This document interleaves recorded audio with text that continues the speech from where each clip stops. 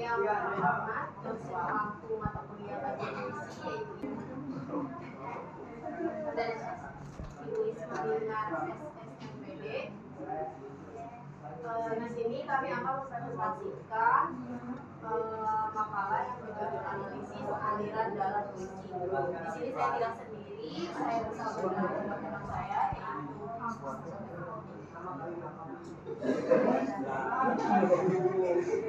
yaitu ada Alika Widarani, ada saya sendiri Desi Amelia, Siti Mawar, dan Syarika Putri.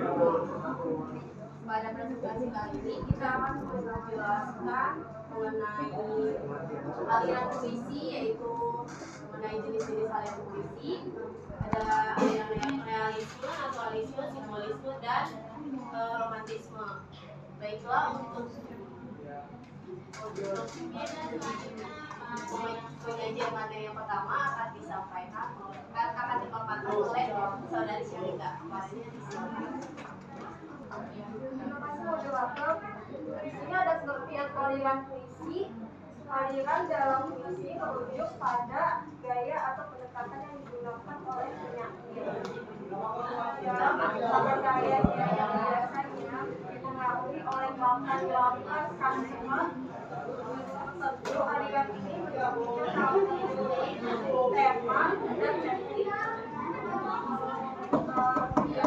Misalnya pada zaman romantisme, puisi cenderung berfokus pada keindahan alam yang masing-masing. Sedangkan dalam modernisme, penyair mulai menatap tradisional dan kontekstual. Penulisan yang lebih eksperimental, keberadaan aliran-aliran ini menunjukkan betapa kaya dan beragamnya puisi dalam berbagai zaman dan tempat. Mempelajari aliran-aliran tersebut, membaca dapat memahami emosi puisi dan bagaimana penyair berekspresi dengan dunia di sekitar kita. Aliran-aliran ini juga memberikan pengaruh dalam terhadap gantian kok sini kok berada dalam dialog dengan perubahan sosial, politik, dan aktivis. Terima kasih. Ini ada jenis-jenis aliran puisi. Yang pertama itu ada puisi lama. Puisi lama di Indonesia itu terdiri dari mantra, pantun, karmina, seloka, rindang, syair, dan haiku. Yang pertama itu ada mantra. Mantra adalah ujaran lisan dengan rima yang ketat dengan penyusunan bunyi-bunyi yang tersebut tidak selalu mengedepankan atau kitanya. Mantra dimitoskan memiliki kekuatan gaib karena itu puisi jenis ini dijadikan sebagai bacaan untuk mengobati orang yang sakit. Yang kedua itu ada pantun. Pantun itu bentuknya 4 baris untuk tiap baitnya. Masing-masing baris berpolakan ABAB. Tiap baris tersebut terdiri dari 8 sampai 12 suku kata. Yang selanjutnya ada karmina. Karmina merupakan sejenis pantun, namun isinya itu lebih pendek. Baris pertama dalam karmina disebut sampiran dan baris kedua disebut isi. Yang keempat itu ada seloka. Seloka merupakan puisi dengan pola A yang memiliki sampiran dan isi. Selebihnya seloka mirip dengan pantun biasa, kecuali polanya saja yang berbeda. Yang kelima itu ada gurindam. Gurindam adalah jenis puisi yang masing-masing baitnya terdiri dari 2 baris dengan pola AA. Isi gurindam adalah nasihat atau petuah. Yang keenam itu ada syair. Syair merupakan jenis puisi dengan ciri tiap bait berisi 4 baris berpola AA. Isi syair adalah nasihat atau cerita yang dapat diambil hikmahnya. Yang terakhir itu ada talibun. Talibun merupakan pantun genap yang tiap baitnya terdiri dari 6, 8, ataupun 10 baris. Beberapa talibun ditulis juga dalam 16 sampai 20 baris dalam tiap baitnya. Talibun itu, pola puisi talibun adalah AA. Selanjutnya ada puisi baru. Puisi baru yang pertama itu ada balada. Balada merupakan jenis puisi yang berbentuk kisah atau cerita. Bentuknya yang bercerita membuat jenis puisi ini memiliki alur, tokoh, dan latar ceritanya. Yang kedua itu ada himne, merupakan jenis puisi yang berisi puji-puji kepada Tuhan, tanah air, dan pahlawan. Yang ketiga itu ada ode, merupakan jenis puisi yang berisi sanjungan kepada orang yang berjasa. Yang keempat itu ada epigram, merupakan puisi yang berisi tuntutan atau ajaran hidup atau nasihat. Yang kelima itu ada romance, merupakan puisi yang berisi luapan perasaan cinta kasih, baik berbentuk perasaan rindu, cemburu, bahagia ataupun sedih. Yang keenam itu ada elegi, merupakan puisi yang berisi perasaan sedih, tangis, duka, dan lara. Yang terakhir itu ada satir, merupakan puisi yang berisi sindiran atau kritikan. Untuk materi selanjutnya yaitu mengenai realisme. Aliran realisme memiliki keyakinan bahwa karya seni, termasuk puisi, harus mencerminkan kenyataan sosial sekaligus mampu mengubah realitas sosial. Maknanya, aliran realisme ini memiliki keyakinan bahwa seni termasuk puisi harus mencerminkan kenyataan sosial sekaligus mampu mengubah realitas sosial. Aliran realisme ini definisikan sebagai suatu aliran yang ingin menggambarkan suatu objek apa adanya, bukan sebagaimana seharusnya. Lalu para pelopor aliran realisme ini menganjurkan untuk para sastrawan menggunakan tema-tema masyarakat sebagai sumber sastranya dan menggambarkan kehidupan sosial mereka. Lalu makna dari realisme ini tersendiri yaitu pengarang tidak menambah atau mengurangi suatu kejadian yang dilihat secara positif. Jadi di realisme ini itu pengarang itu harus menggambarkan yang sesuai dengan kenyataan pada zaman itu. Lalu di sini ada ciri-ciri realisme. Yang pertama ada merepresentasikan kenyataan.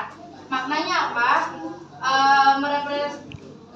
Merepresentasikan kenyataan secara objektif artinya objek yang ada di dalam karya tersebut harus menyatu dalam berkesinambungan antara satu dengan yang lainnya. Pasalnya, objek yang menyatu akan membuat karya semakin nyata dan jelas. Lalu ciri yang kedua yaitu menggambarkan dunia nyata. Maknanya, menggambarkan sesuatu seperti apa adanya, lalu sesuai dengan kenyataan. Dalam karya seni yang beraliran realisme ini, seniman tidak boleh membuat karya dengan melebih-lebihkan atau mengurang-urangi yang sesuai dengan objek yang dia buat karyanya. Lalu untuk ciri selanjutnya yaitu menggunakan apa yang terjadi, mengungkapkan apa yang terjadi. Artinya seniman harus pintar untuk menuangkan imajinasi serta ide dalam karya naturalisme. Aliran naturalisme dalam puisi adalah gaya penulisan yang menekankan penggambaran alam secara detail dan realistis. Ini hampir sama aliran realisme tadi. Dalam puisi naturalisme berusaha menggambarkan fenomena alam secara objektif tanpa ada pada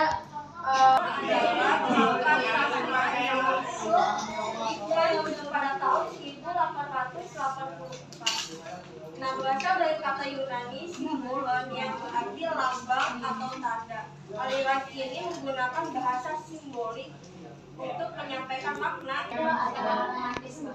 Romantisme merupakan aliran dalam sastra yang menekankan pengungkapan perasaan sebagai dasar perwujudannya. Jadi romantisisme dalam sastra adalah tentang mengekspresikan perasaan dengan bebas. Jenis puisi ya, ada puisi lama sama puisi baru. Pertanyaannya adalah mengapa puisi lama itu masih relevan untuk dibaca dan dipelajari pada zaman modern ini? Mengapa puisi lama Masih relevan untuk dipelajari dan dibaca pada zaman modern ini? Simbol dalam aliran puisi simbolisme dapat menciptakan makna yang banyak. bagaimana penggunaan simbol itu dapat dalam puisi apa tadi? Puisi simbolisme dapat menciptakan makna yang banyak. Apakah peran imajinasi? Mengapa Bapak peran imajinasi? Peran imajinasi dalam puisi romantisme hanya berfungsi sebagai pelarian dari realita. Penggunaan simbol dalam aliran puisi simbolisme dapat menciptakan makna yang banyak. Jalannya itu simbol dalam puisi simbolisme bisa menciptakan banyak makna karena satu simbol bisa punya arti yang berbeda-beda tergantung dari siapa yang membacanya. Jadi simbol seringkali digunakan buat ngasih pesan yang tidak langsung dan terbuka buat interpretasi. Misalnya itu kalau dalam puisi ada simbol bunga, itu bisa diartikan macam-macam. Buat satu orang, bunga bisa mewakili cinta ataupun keindahan. Tapi buat orang lain bisa juga mewakili kematian atau kefanaan hidup. Ya, bunga-bunga yang itu. Iya. Arti yang tidak mempunyai arti yang tetap. Membaca bebas mengasih makna sesuai pengalaman atau pemahaman mereka sendiri. Jawab pertanyaan dari Kamel di sini, apakah peran imajinasi dalam puisi romantisme hanya berfungsi sebagai pelarian dari realita? Jawabannya, imajinasi dalam puisi romantisme gak cuma buat lari dari kenyataan, tapi juga dari cara untuk menemukan hidup, perasaan, dan hubungan manusia sama alam. Imajinasi ini dipakai untuk menggali makna yang lebih dalam dari sekedar apa yang terlihat. Jadi, mengapa puisi lama masih relevan untuk dipelajari dan dibaca pada zaman modern ini? Banyak alasannya. Yang pertama, puisi lama itu termasuk dengan warisan budaya. Puisi lama merupakan cerminan nilai-nilai tradisi dan kehidupan masyarakat pada masa lalu. Untuk memahami puisi lama, itu bisa membantu kita memahami sejarah dan budaya yang membentuk identitas bangsa. Lalu alasan yang kedua, nilai-nilai universal. Banyak puisi lama mengandung tema-tema universal seperti cinta, kehidupan, kematian, alam, dan spiritual. Tema-tema ini tetap relevan karena apa? Karena tema yang tadi itu masih menggambarkan pengalaman manusia yang bersifat abadi meskipun dalam konteks yang berbeda. Jadi tema dari puisi lama yang dulu itu masih relevan di zaman sekarang, masih dirasakan oleh manusia.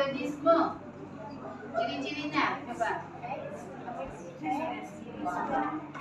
Ekspresionisme. Ciri-cirinya. Ada ciri-ciri aliran ekspresionisme. Jadi yang pertama ada penekanan pada emosi. Nah, catat itu ya. Ekspresionisme itu lebih mementingkan perasaan dan emosi dibandingkan realita objektif. Di sini seniman berusaha mengekspresikan perasaan batin mereka, seringkali yang penuh dengan kecemasan, ketakutan, atau konflik batin. Lalu ciri yang kedua ada distorsi bentuk dan warna. Maksudnya ciri itu untuk Yang kedua, emosi, bentuk objek seringkali didistorsi diperbesar atau diubah secara ekstrim. Warna-warna digunakan dengan cara yang tidak realistis, cenderung kontras, cerah, atau bahkan gelap untuk menonjolkan suasana hati. Lalu poin yang ketiga yaitu subjektivitas dan simbolisme. Poin yang ketiga yaitu subjektivitas dan simbolisme. Maknanya apa? Ekspresionisme sangat subjektif, di mana seniman menampilkan pandangan pribadinya tentang dunia. Penggunaan simbolisme seringkali terlihat dalam karya-karya ekspresionisme, di mana elemen-elemen visual berfungsi sebagai metafora bagi emosi atau kondisi mental. Lalu poin selanjutnya ada tampil gelap atau pesimistis. Tampil gelap atau pesimistis. Tampil Karya Khairil Anwar. Kalau sampai waktuku, ku mau tak seorang kan merayu. Tidak juga kau. Tak perlu seduh sedap itu. Aku ini binatang jalang dari kumpulan yang terbuang. Biar peluru menembus kulitku, aku tetap berada menerjang. Luka dan bisa ku bawa berlari hingga hilang pedih perih. Dan aku akan lebih tidak peduli. Aku mau hidup 1000 tahun lagi. Jalang. Penyebab emosinya itu, ekspresinya itu menunjukkan keinginan untuk bebas dari ikatan dan kehinaan. Penyair ingin dianggap sebagai binatang jalang yang berarti bebas dan tidak terikat oleh norma sosial. Terus emosinya itu dia tuh keinginan untuk kebebasan dan kehinaan. Wih. Say hello dong. Tadi udah dijelasin sama Angel, apa ada yang mau nambahin nih? Iya. Ini ada dramatisasi dari Lari. Peluru menembus kulitku, aku tetap meradang menerjang yang menunjukkan intensitas emosi di situ. Cukup. Say hello dulu. Peluru menembus kulitku, aku tetap meradang menerjang. Melalui puisi aku, Khairil Anwar berhasil menggambarkan ekspresi emosi yang kuat, perasaan kesepian, kemarahan, ketidakpastian, keputusan hingga rasa sakit dan kehampauan. Ia berhasil menyalurkan emosi yang mendalam melalui bahasa yang kuat dan intens, menciptakan puisi yang penuh dengan kekuatan emosional. Ya, ini sampai ke lariknya masih sama kayak Karin yang tadi aku ini. Muncul pada Larik, biar peluru menembus kulitku. Itu melambangkan keberanian dan perjuangan. Terus pada lirik, aku mau hidup 1000 tahun lagi. Itu mengekspresikan harapan dan keinginan untuk terus hidup meskipun dalam kondisi sulit. Itu bentuk atau warna? Warna. Warna apa? Bentuk warna. Iya, warna. Aktivitas dan simbolisme. Apakah dalam puisi yang berjudul Aku ada ciri-ciri subjektivitas dan simbolisme? Ada. Apa? Siapa yang mau jawab? Ini berlari hingga hilang dan pedih perih. Dari karya Khairil Anwar itu menggunakan simbolisme luka dan bisa itu menggambarkan pada penderitaan, pengalaman pahit yang terus menerus dibawanya. Jadi ini tuh bersifat sangat subjektif karena tidak menggambarkan secara lukanya itu bukan secara harfiah gitu, tetapi sebagai metafora untuk perasaan sakit hati atau trauma emosionalnya. Ya, terima kasih. Hilang pedih perih. Ada. Ya. Ingin hidup 1000 tahun lagi. Kalimat ini merupakan simbol dari keinginan kuat Khairil Anwar untuk terus hidup dan berjuang.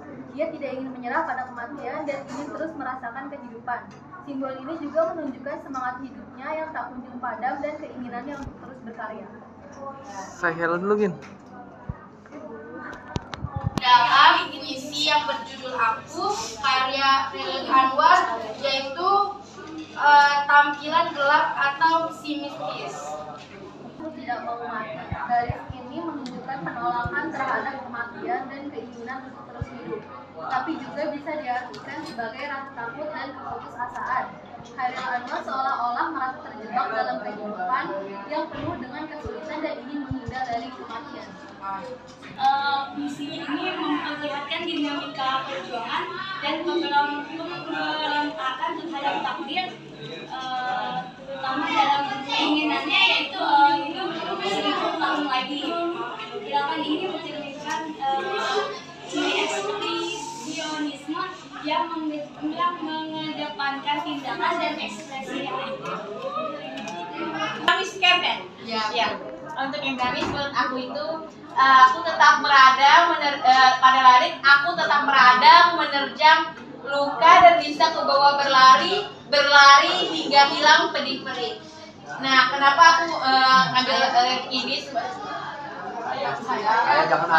Iya, kenapa saya mengambil larik ini? Karena pada kata meradang, menerjang dan berlari ini kan larik yang ada gerakan gitu, yang menunjukkan bahwa meskipun ia menderita, dia itu nggak pasif, dia terus aktif bergerak, berjuang dan melawan. Aku yang mengandung tema penderitaan atau alienasi dalam larik di puisi aku. Orang akan merayu, yaitu artinya puisi ini mencerminkan penderitaan mendalam yang dialami oleh penulis. Rasa sakit ini berbagai dari beberapa faktor, misalnya kehilangan, kekecewaan, dan penderitaan yang berasal dari identitas personal. Yang peluru menembus kulitku, maksudnya ungkapan ini sebagai ungkapan keputusasaan dan kelelahan Chairil Anwar. Dia merasa terjebak dalam kehidupan yang penuh dengan kesulitan dan siap menghadapi kematian. Larik aku ini binatang jalang dari kumpulannya terbuang. Ini menunjukkan gaya bahasa yang ekspresif. Penggunaan diksi yang kuat, metafora yang mencolok, dan irama yang cepat menciptakan efek emosional yang kuat. Kata-kata seperti meradang, menerjang, dan hilang pedih perih menggambarkan perjuangan hidup yang penuh semangat dan keinginan untuk mengatasi penderitaan. Di dalam larik tidak perlu sudut dan itu maksudnya dapat diinterpretasikan sebagai reaksi terhadap norma yang diterapkan oleh media. Media sering menyajikan cara tertentu dan mengekspresikan emosi, dan penyair menolak untuk mengikuti norma tersebut. Terima kasih. Ya. Oke, dalam konteks ini yang dari berbagai media ya. Contoh liriknya itu, biar peluru menembus kulitku, aku akan tetap meradang, menerjang. Ini mencerminkan semangat pemberontakan yang dipengaruhi oleh situasi politik dan media pada saat itu. Oke, terima kasih. Saya Tadi mau ulang lagi, kita telah menganalisis puisi yang berjudul Aku dengan ciri-ciri dari aliran ekspresionisme. Di sini kami ngomong satu akan menyebutkan semuanya ya, menyebutkan hasil presentasi kami dari awal hingga akhir. Yang pertama itu tadi ada aliran dalam puisi. Jadi aliran dalam puisi itu mencerminkan pengembangan ekspresi jiwa, lalu pilihan estetis dan pandangan hidup yang menjadi titik tolak penciptaan dari para sastrawan. Lalu tadi telah dipaparkan juga oleh pemateri bahwa dalam puisi itu memiliki banyak aliran. Yang tadi itu ada aliran realisme, lalu naturalisme, simbolisme, dan romantisme. Nah, tadi berdasarkan dari analisis kita bareng-bareng itu yang mengenai ekspresionisme. Iya. Nah, yang pertama itu tadi ada ciri penekanan emosi. Tadi setelah dipaparkan oleh Kak Clarita Angel dalam lirik Aku Ini Binatang Jalang. Nah, ini tuh memiliki makna ingin bebas dalam penggunaan. Lalu ada dari Karin yang liriknya itu peluru menembus kulitku. Hal ini tuh menambahkan emosi yang tinggi.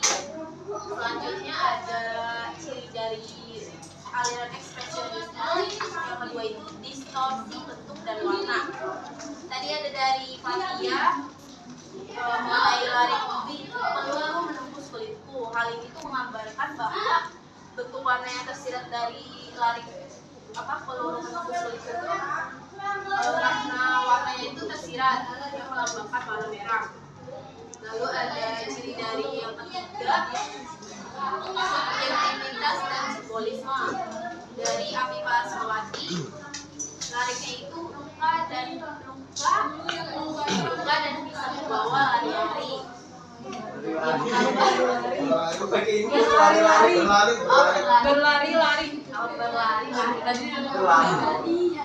Yang memaknai luka yang menggambarkan penderitaan. Lalu tadi dari Nifta, aku ingin hidup sekali lagi, yang menggambarkan semangat hidup untuk berhari. Selanjutnya ada ciri yang keempat, mengenai tampilan gelap atau pesimisme dari Nifta juga, yang berlarik aku ingin mati, yang memiliki makna ingin hidup dan merasa pesimis yaitu dalam hidupnya. Terus tadi ada dari Makwa, lariknya itu hidup 1000 tahun lagi, yang memiliki makna pemberontakan terhadap takdir. Selanjutnya ada ciri yang kelima yaitu gerakan dinamis. Tadi dari Tansya, dalam larik aku tetap meradang. Dan apa tadi? Menerjang. Terus meradang, menerjang. Ya. Ya intinya itu memaknai kata proses atau menyunting berita yang disebarkan ke media massa. Contohnya ada media cetak, media beda lagi dipublikasikan melalui media.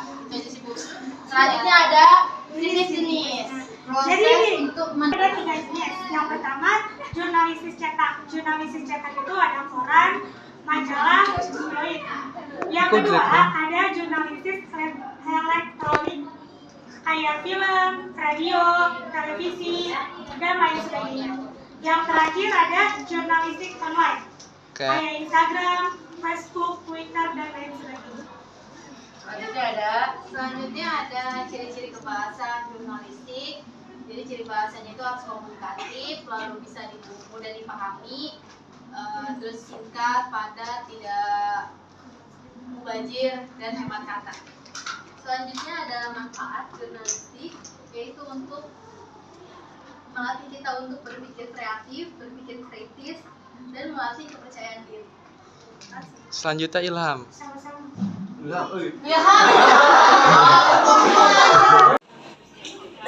Yang kita bahas pada pagi hari ini yaitu kode etik jurnalistik.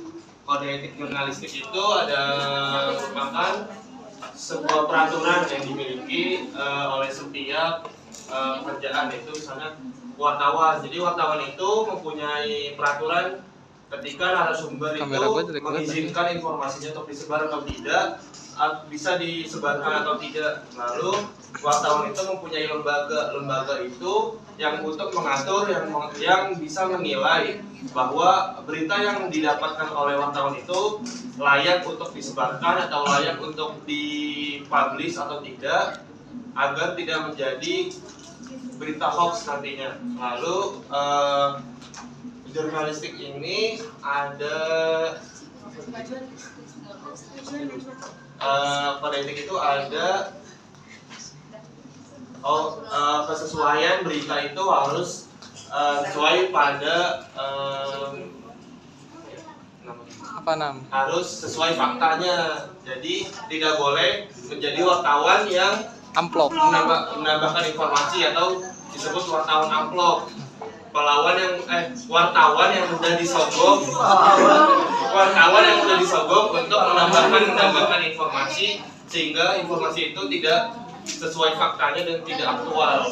Lalu wartawan itu ketika wartawan menyampaikan informasi tentang kasus kriminal, wartawan itu berhak menyebutkan nama instansinya. Jadi misalnya tadi kasus Ambo, lalu untuk wartawan dalam kasus individu atau kasus bersifat pribadi seperti tadi perselingkuhan, perceraian, itu harus memakai inisial. Mungkin Mungkin itu aja yang dapat saya sampaikan. Terima kasih. Iya. Terima kasih. Baca beri upload.